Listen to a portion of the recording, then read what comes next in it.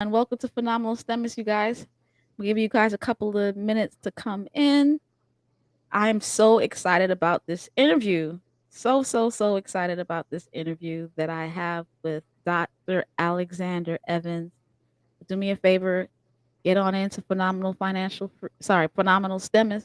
I have so many groups, Alex, that I'm doing different things, but it's phenomenal. It's the Phenomenal STEMist, everyone.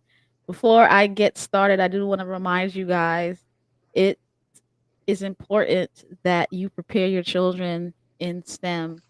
Um, and one of the ways you could do that is get the information from my book, Phenomenal STEM is How to Prepare a Successful STEM Student from the Womb to the University. It's there on Amazon now. So feel free to check it out. You can get a direct link from my website. Good afternoon, Dr. Evans. How are you? Hello, how are you? Can you hear me? I hear you great. I hear you great. And so I'm so excited that you really took the time to come on to Facebook and YouTube with me to introduce yourself and to my audience to get an understanding of what it means to be a surgeon. Like, you're my first surgeon interview. I've had all kinds of people, physicians, different type of physicians and engineers, but you are my first surgeon, and I'm so proud that as a Afro American man who is successful, you have your white coat on. This is perfect.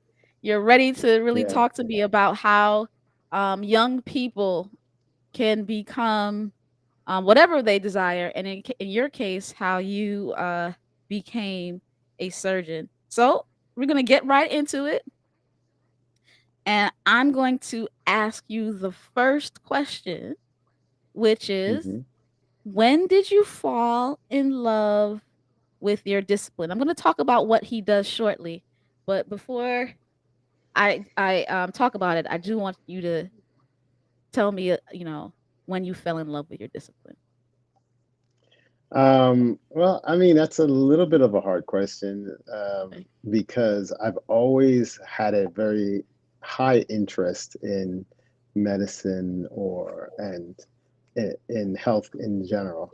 That kind of stems from, we talk about, um, I don't know if how many of your listeners are biblical, but we talk about how you train up a child in the way he should go and when he's old and all that stuff. But my parents, my mother was a nurse, and my father always wanted to be a physician. So he kind of instilled that sort of back continuous nurturing the thought of going into medicine from the time I can remember, from the time I was, I don't know, Mm. 3 or 4 years old.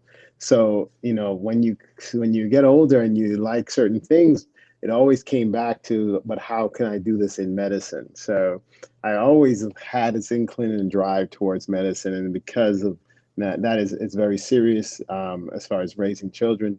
When you raise them in an environment, they tend to, be very adept to that environment or the thing. So when I finally decided to go to medical school, it became a serious endeavor. I enjoyed it. I enjoyed mathematic class. Sorry, I did enjoy math. Actually, I was a math major, but I enjoyed my bioengineering classes, my chemistry classes, and that became a love for me. And so I wanted to always learn more. And knowing that I could go to med school and affect someone else's life by the information that I had gained was exciting to me. So when I really fell in quote unquote love with what I did was when I finally realized that, surgical intervention or being able to see someone who has an ailment, has a problem, whether it be some sort of emergency where, everything from appendix to abscesses to cancers, etc., or to traumatic injuries, when they have that and I can do a surgery and bring them back to health, that was just amazing to me. Wow. I always talk about the phenomenon of when I was a third year medical student. I was rotating with a physician at University of Florida a vascular surgeon. He's actually dean of the school now, but he was a vascular surgeon back then. And while we're in the middle of the case, he's repairing a ruptured aorta, and we were at the VA. Wow. And yeah, so for those listeners who don't know, the aorta is the main pipe that carries all your blood from your heart to all your extremities. That was in the middle of rupturing. He had gone inside. He had clamped off or stopped the blood from coming down from the heart above the stomach, where in the back of the abdomen. And then he was in the middle of repairing that portion, and then, so he took my hand and he put it on the clamp and then put my hand down on near the aorta. And I could feel the heart beating against my hand. And I was like, Ah! oh my goodness. And then I was like, that's it. Yep. Can't do anything else. This is what I'm going to do. Yeah. It just, yeah, the feeling of the heart beating against my, pounding my hand.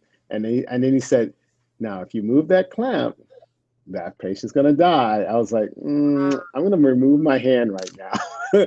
So that was very, it was very terrifying, but then it sealed me that, yeah, this is what I like. I like that feeling. And so, yeah, so everybody likes different things in medicine. As you said, you had different physicians on. For me, it was repairing someone who was really ill and getting them back to health and getting them out of the hospital. That's when you fell in love with. So tell me about yourself. So I didn't do a formal introduction because I like when people introduce themselves. So I want to know before I ask the second question, Hmm. your process. Where did you go to school? What did you major in undergrad? And medicine.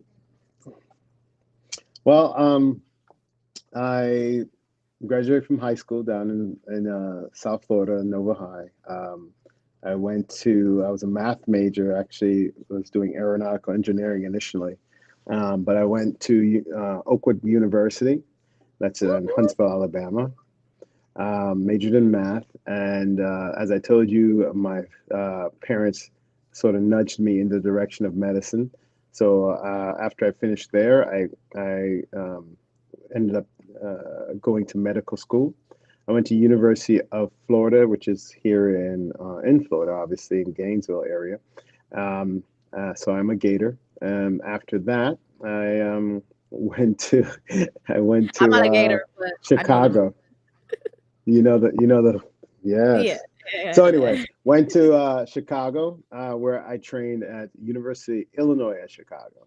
So as you know, I have a few interests, and so while I was training as a surgeon, I also did research. Initially, I was going to do, like I told you, I was very interested after my mentor did that thing with the aorta and the heart. Actually was going to do cardiac surgery. So I did a couple years of research in cardiac surgery, but I also did an MBA at the time. And then when I finished all that, fortunately or unfortunately, however you want to call it, that we were in the middle of a war, and I had signed up a couple years prior to be a surgeon in the military. So the military called me, and so from 2006 to 2012, I was active duty military. So I went to Afghanistan, the Middle East. I did operations on multiple Marines and Navy SEALs and things like that. I was involved in a lot of missions, and finally finished that up in 12. I went to Johns Hopkins in Baltimore to do my critical care fellowship and trauma, and so now I'm a trauma surgeon, board certified in critical care and general surgery, and I do a lot of what we call acute care surgery, which is emergency surgery, along with traumatic injury. So that's kind of what I do now. For example, last night I used to be the trauma medical director of a hospital, but I recently left, and now I'm doing I'm working in Jacksonville mostly. And for example, last night, a gunshot wound came in, and I was taking care of that. Severed the liver and tried to put that back together, which is difficult. So yes, Okay. so that's kind of what I do now. I also have some business interests in technology and artificial intelligence, but I saw that's that. not I within don't it. know how we're gonna introduce that, but I thought I was looking at your resume. I'm like, artificial, AI. I'm like, this dude is really up and coming and using all kinds of learning all kinds of different technology, the new technologies. So I Hmm. saw that on LinkedIn, and I was like, I do want to discuss that. I don't know when we'll discuss it, but when it comes out, Mm. it'll come out. So Well, wow, very what briefly, yeah, go ahead. artificial intelligence is basically where we're going to go in medicine, right? So right now, there's so much knowledge, so much comes in to what we're learning and what we're doing as physicians.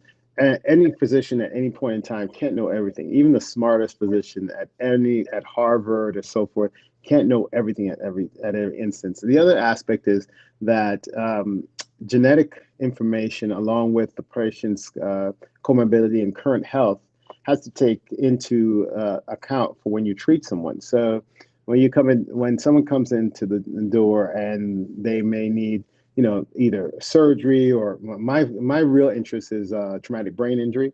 So when someone comes into a traumatic brain injury, there's so many different nuances to how you treat that particular person. Yes, you can say, yeah, keep the blood pressure up, keep oxygen up. Those are the basics. But what are the medications and things that can keep you from having seizures? What does this particular person have a higher seizure threshold or not? Things, all these little things come to play.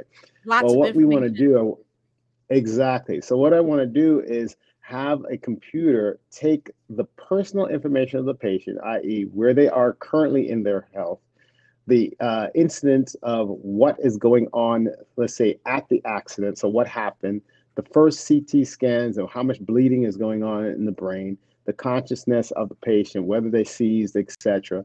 Put that all into a computer and burst out an algorithm that says, okay, these are the things that you should do. Now, that doesn't mean that the physician has to do them, but these are suggested sequences based on the patient's current status, etc., that should probably give you the best outcome.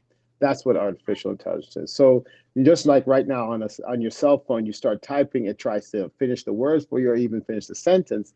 That's kind of where you want to finish the sentence for what's the best treatment algorithm for a patient, no matter what they have. Wow. That's And where that's where I want to, and that's what my that's where medicine we're is going to go going. to, Yeah. regardless of whether I do it or someone else does it. So I just want to be involved. You want to be ahead of the game.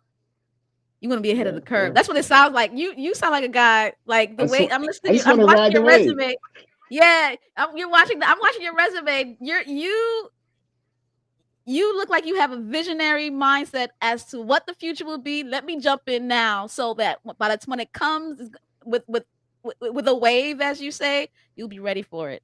That's amazing. Yeah. So, and I think that's a very important quality for physicians. Very important quality for anybody in STEM. So here's my second question. Hmm. You told me you majored in math before you went into medical school. What Hmm. tools did you use to discipline yourself to succeed? You could talk about whether it's in medical school or undergrad. Well, I'll say one thing. I tell this to my sons. I have three sons. One's in college. Actually, just texted me this a minute ago about some foolishness. The other one, and the other two is in high school.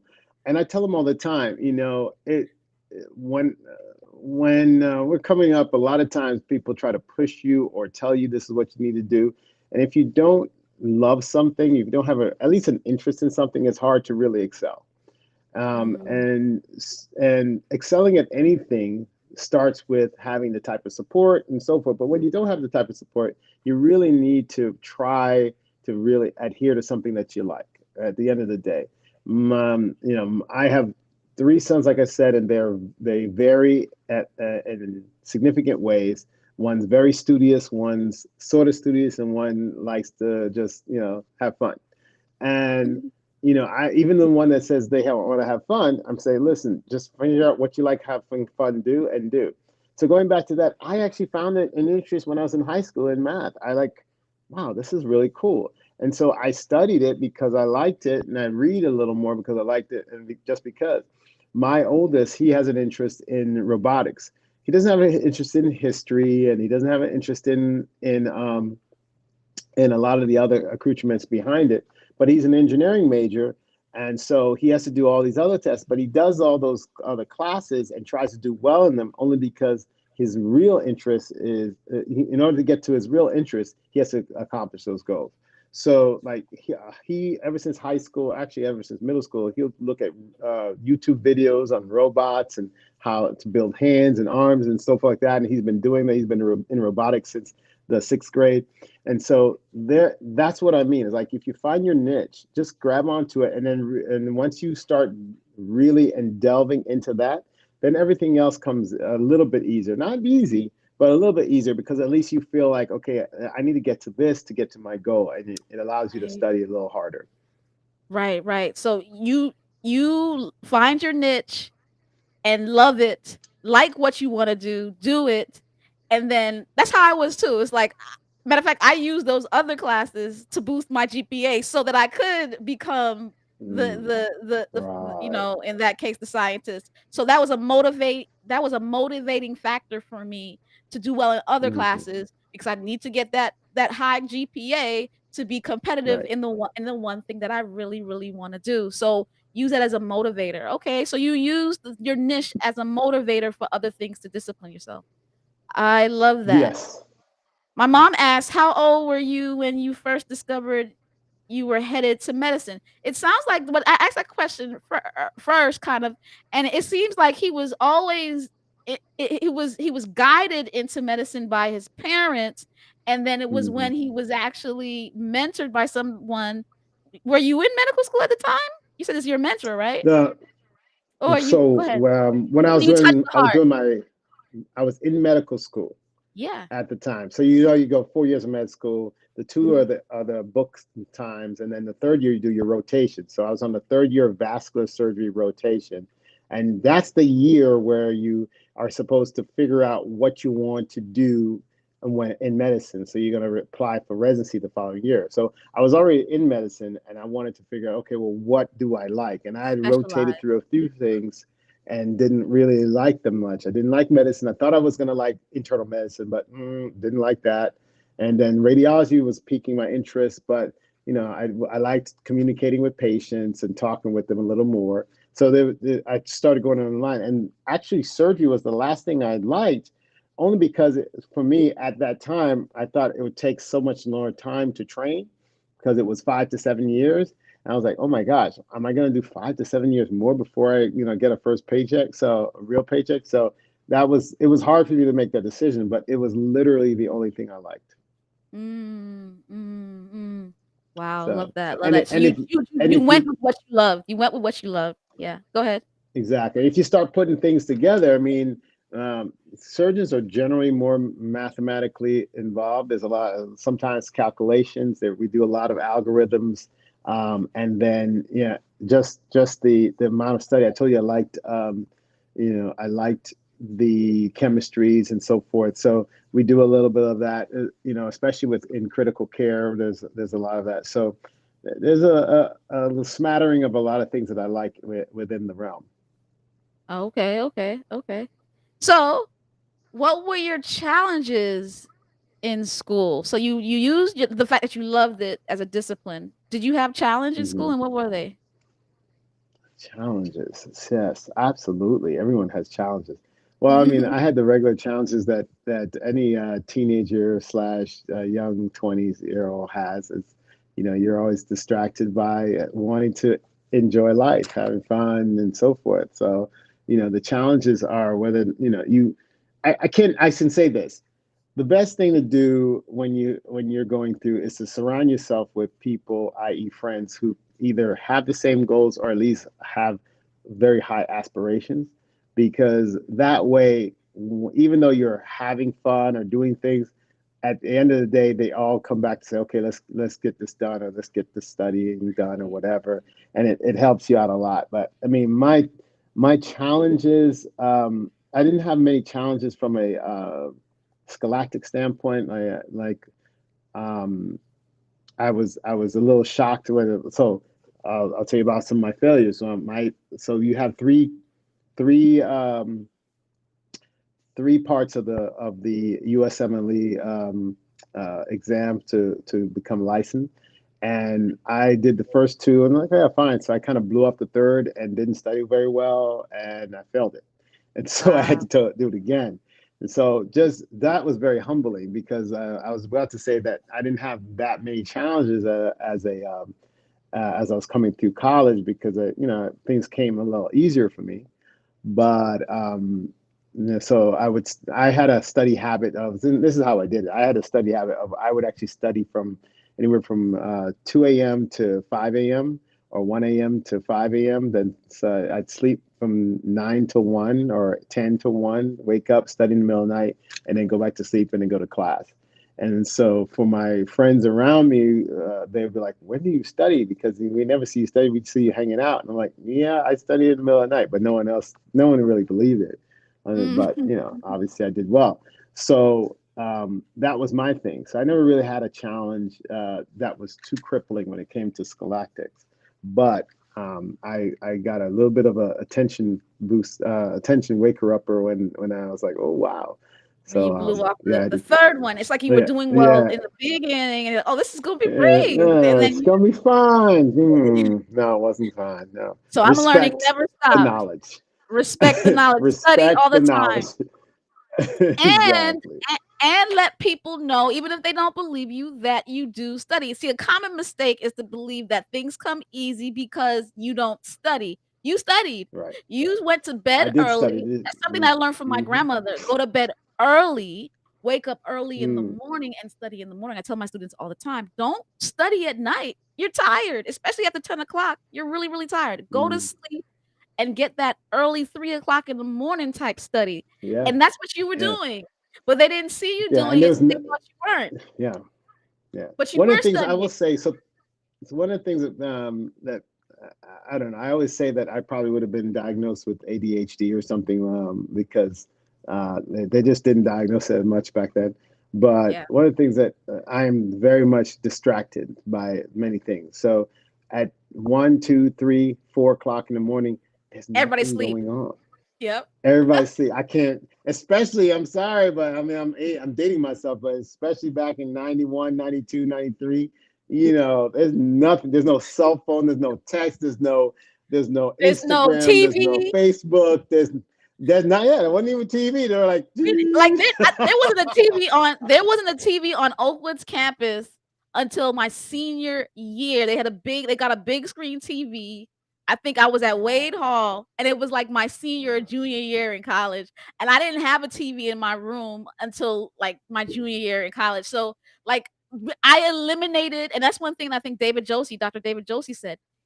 When he would study, he would go way back into the back of the library where nobody was there. Because one of the yeah, major issues, he's a male also. He got his challenges, like you said, were distractions, yeah, just getting yeah, distracted. absolutely. So we're So saying the same your thing. thing Like, was I just, your thing was a time thing. His mhm, thing was an area yeah, thing, but it's the same thing. Eliminate distractions. Yeah, eliminate go ahead. distractions. Correct. Yeah. You were That's saying that's something? correct. No, I was just saying you're right. We did the same thing. We just eliminated distractions. Just try. I did it in the middle of the night, and where there was no one for me to contact, and he did it by going to an area, like you said. Yeah, love it, love it, love it. So what I'm getting some questions, so I'll ask some questions now. My mom asked, was there any interest at all in childhood? Mom, were you in the beginning of the interview or what? He said that he liked learning. Your mom's very He involved. I love my mother. He loved learning, but his parents, it seems like he honored his parents and listened. His parents were always chirping in the background, "Medicine, medicine, medicine, Right, medicine." He right. is Jamaican. You're of Jamaican descent, aren't you? Both are Jamaican, yes. But yeah, so that's what they say. Medicine, medicine, medicine, medicine. Oh, yeah, she That's all they wasn't know about. yeah, yeah, yeah, yes. So she wasn't there in the beginning, that's what it was. So, he didn't really fall in love with medicine, but he was constantly learning, and he always had it in the background that medicine was the way. Yeah, yeah, yeah. Okay, you're excused, you're excused, you came on late. Here's Sister Carter, Sister Peggy Carter asked, she says, "How do you motivate the youth of the day? I notice my grandson hates math." So you loved math and majored in math. Her grandson hates math. Like, what can be done to motivate him? That's a question for you. So I found that unfortunately many students, kids, even they hating math is a learned thing. Unfortunately, um, the environment that you're around dictates a lot of things. So when my first son was young, I was um, I was doing my MBA. I was always talking about math. I was this, and the minute he picked up something and was literally destroying, he literally was ripping apart his toys. And I told him, listen, if you, he was 2 at the time. I said, listen, if you rip apart any more toys, I can't afford them. So you have to put the toy back together and make it work. And I remember about a few days later, he brought me a toy that he had tried to put back together, and it was moving. It was he had ripped it apart, but the wheel was moving on one side on the head, and and I said, "That's a great job. You are a builder. You are an engineer." And he never left that. It sunk into his brain. You encourage him when they're young. Now, obviously, the child is now older, so it's different. But the point still remains is that you know these things are learned responses. A lot of times, the adult doesn't like math, and that's learned by the child, or it may be difficult. So I'll give you my second son. When he came, I didn't have the same response. I was probably a little bit too busy, and he would have little challenges here and there, and I was more my and this is a failure as a father. I was more busy and did not take time and take attention to him. So he became fearful of math instead of loving it like his older brother. So even now he doesn't like math. He does it. We tutor him and so forth, and he's building up his challenges. But he doesn't like math. He likes history, which I remember telling him a lot of stories. So I told him stories, and I sang with him, and he was my little singer. I told him all these stories. So he likes history, he likes to listen, he likes to learn. That's the environment. So I would tell number one, young parents and people who want to be parents in the future, or you have young kids, you know, instill in them a love of learning. And when you don't understand something fully, try your hardest to be excited about something that is even challenging to you, because they absorb everything that you do. Every my energy. my every energy. My youngest which is the one who really excels at everything, actually was attached to his mother more than me, because I was always out with the military somewhere. So she was always reading to him. She was a thing there. And when I came around, I talked a little bit on math, etc. And so he excels in everything across the board because he feels really well rooted and grounded. So extremely possible. So when going back to the question as how do you motivate them, I would actually go back to attaching math to something that he loves. So we talked earlier about being how important it is to have someone that have a skill that you love and focus on that. Figure out what is it that he really likes to do. A lot of these kids nowadays. I remember my youngest. He when he started. At 15 years old. He's actually the director of audio visual at the church, and he does all the this is why I tell you I'm very proud of him, obviously, but I'm very proud of all of them.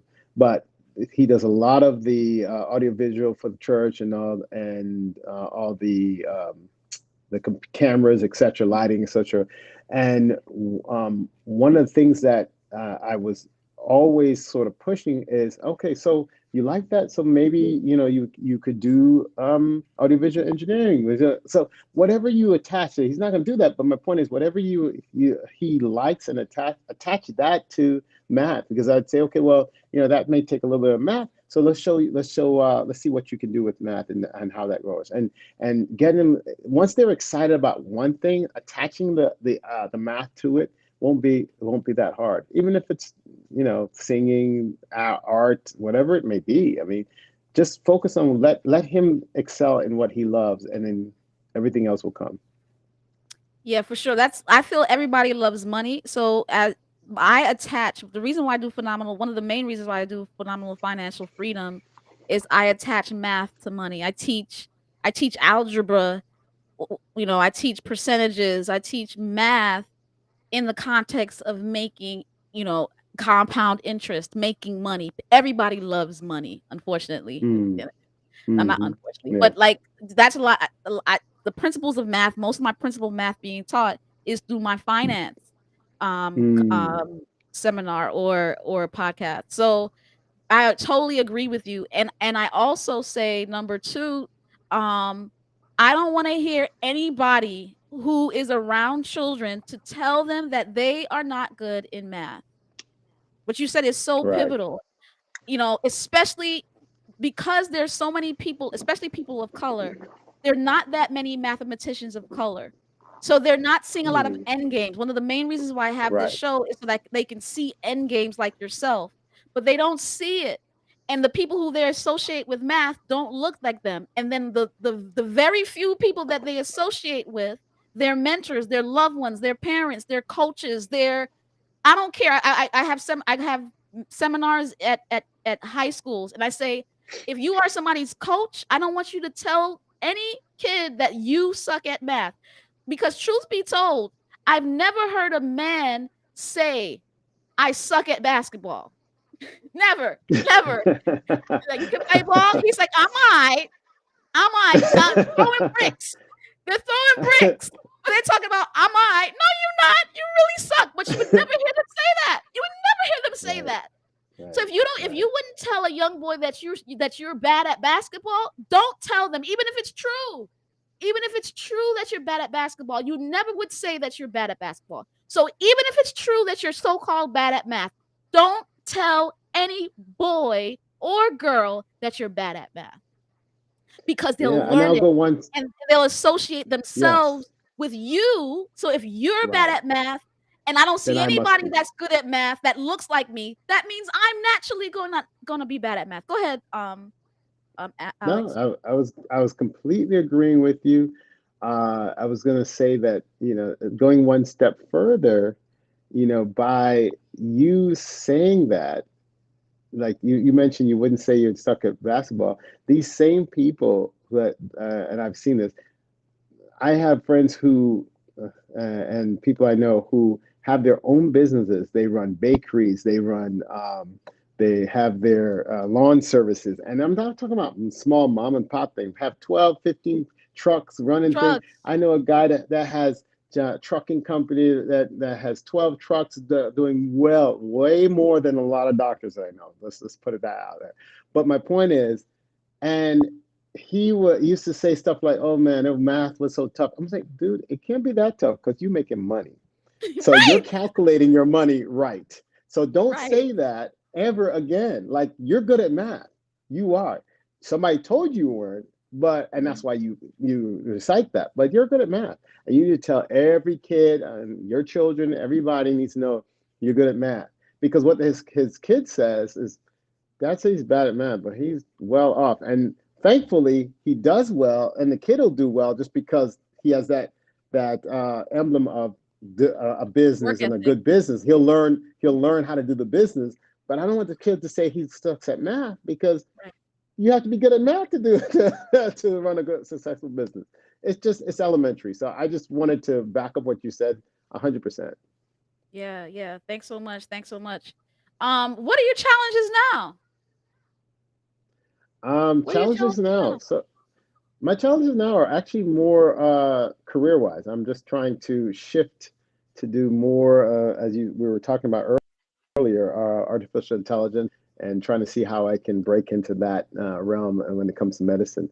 It's a new field, it's something different. And so I'm trying to maintain my surgical skills, maintain my administrative skills, which I've developed, but also breaking now into this new endeavor of artificial intelligence in medicine and how we can help each other. The biggest thing that I've mentioned this several times in the last few days, is that artificial intelligence to me will level the playing field.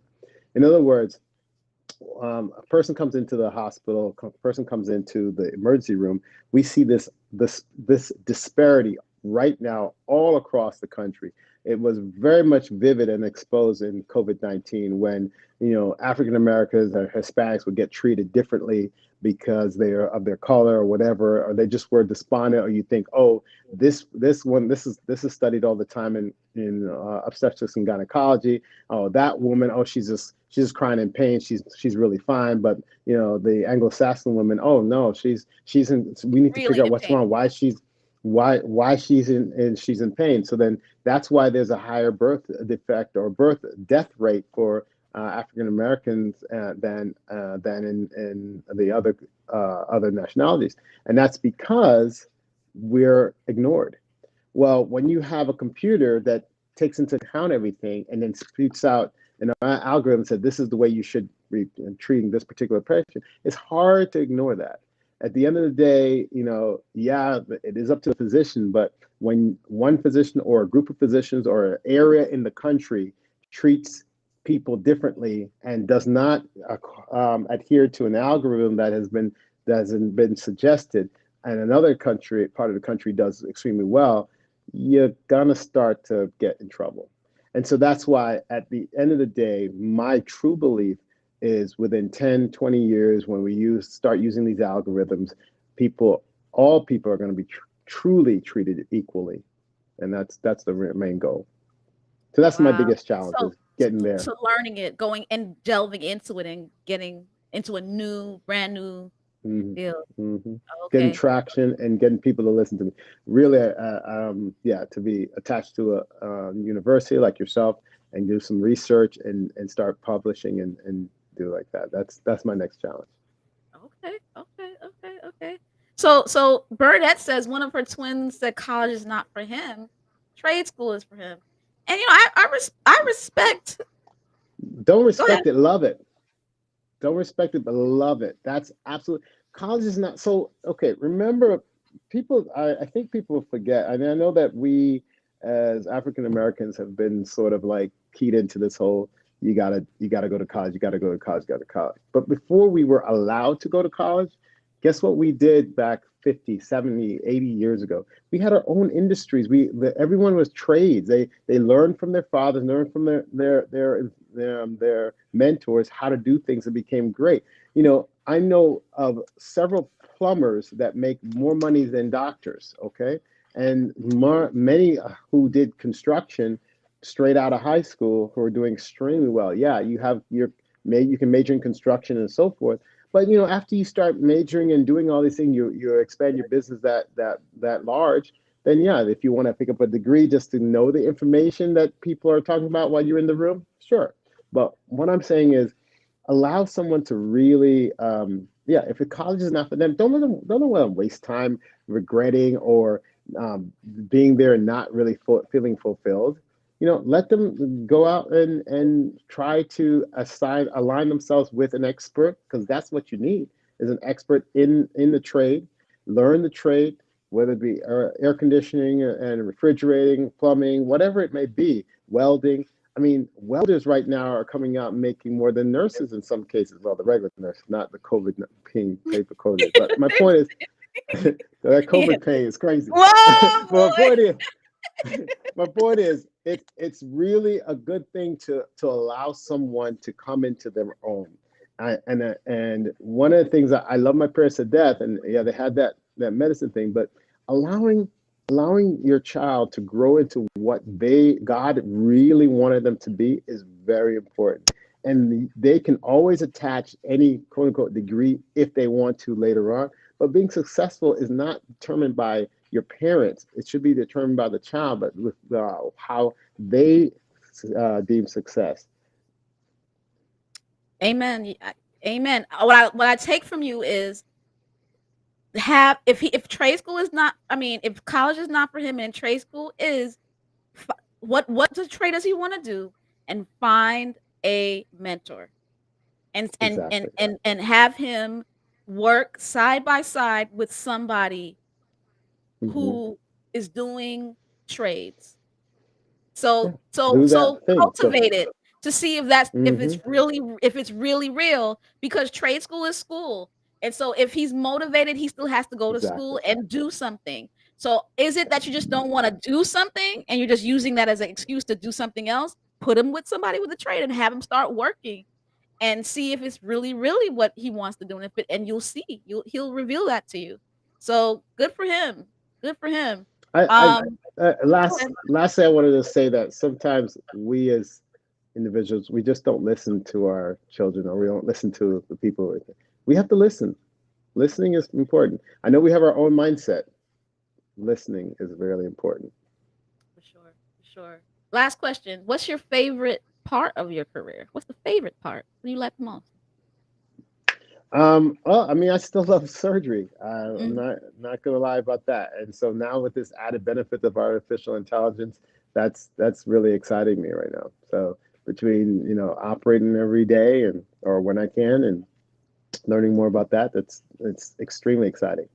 You love cutting open bodies. You just love doing that and holding beating hearts in your hand. I don't do a lot of beating hearts in my hand, but yeah, like someone's injured, they need to be helped. I like to be, God has blessed me with enough knowledge to intervene and try to stem the tide. And literally put them back together. It seemed like you like, you know, put it like healing. You really like to see some people healed physically. I like Okay. I like people to leave the hospital. Yes, Yeah, alive and breathing. alive and breathing. Yes, yes. Yeah, yeah. All right, so Lenore says tutoring is desperately needed for our young people when it comes to math. Math was my favorite subject in school. I loved it and tutored my friends in math in college. That's so true. That's so true. And I Hmm. think the foundation, and I tell students all the time, you have to seek out help. You have to seek out help, Mm. not even just when things get hard. I went to tutoring when I was doing well in school. I'd never gotten poor grades in school, but I was sitting in the tutoring office to confirm what I knew, and sometimes it takes humiliation through failure, as Dr. Evans said. He thought he knew everything until he got the last licensure exam, and he had to learn, like, I even don't know anything, to the point where I'm always needing of learning. He went to get his MBA. He's now transitioning to artificial intelligence. Like, so he has to learn that from somebody. He's not just doing it himself. We all need to learn from others, and it begins with parents putting your kids through after school programs or tutoring programs to enhance what they know. I'm telling you, the majority of people in these highly educated education programs are students that are doing well already. I hardly see students that are suffering in tutoring, Hmm. and so I want those the students that are doing well to continue in tutoring, but I also want students that are suffering to seek out help, and parents that are having their children suffering to seek out help. Yep. Yeah, So I agree. one of the things that my son confessed, my oldest son confessed to me the other day was that when he was in high school, he felt that having to go to a tutor meant that he was dumb, Right. and I was felt so bad because like no, that's the opposite. Like you go to tutors so you can enhance your knowledge and get better and better because that person has something, a trick or a way to do the test that might be a little bit better, and you get that knowledge and you move on. And so it took a while. I mean, he's in his going into his third year of college now. He's finally like, oh, okay, maybe I'll go to a tutor. I'm like, dude, you should have been. Like I get all the I told him when I was in college, we used to battle. We was. I remember specifically at Oakwood playing for points and table tennis and challenging. Okay, who's going to tutor who or who's going to teach who the next chapters and so forth in mathematics and so forth, based on who won the game. I mean, it was, we just always absorbed it because it was important. So yes, I, taking away the stigma. I don't know why. I guess I do know why, but um, taking away a stigma of you're dumb, so that's why you need tutoring can be a difficult one. But no, it's really something that you have to say that no, you need to just surround yourself with all this information because everybody has a little piece.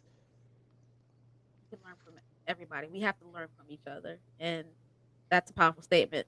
Listen, this interview has been Awesome. Awesome, awesome, awesome. Thank you so much, Dr. Alexandra Evans. Is there something final that you want to say before we leave? I'm not certain who all the audience was. I know there were some questions from some parents, etc. But um, I would just say that children are so pliable, and they absorb everything from the time they're born all the way up, and we have to be very careful. I learned the hard way in several instances. I'm just like every other human. I make mistakes, but it's never too late to correct them. And so whether your child is or the young adult is challenged in math or chemistry or reading or whatever, if you just allow the interest that you have to come out and just talk to them more and continue and let them develop, support where they're developing into, I think that they'll do fine. Um, I developed a love of reading later in life. I didn't like to read because I don't even remember why I didn't like reading at this point, but I just liked math. I didn't like reading. Now I like to read. So, it's you're always able to learn and develop and grow. And if you just believe, have a baseline belief in your children or in the young people, they will do well. They'll figure it out. Wow, love it, love it, love it. I gotta give a applause for that one. This has been an awesome interview. Guys, thanks so much for watching. Thanks so much for asking lots of questions. Dr. Alex Evans, it's been a great experience and I wish you all the best. Good night, everybody. You could just wave. Just Good night, everybody. Thanks so much for joining.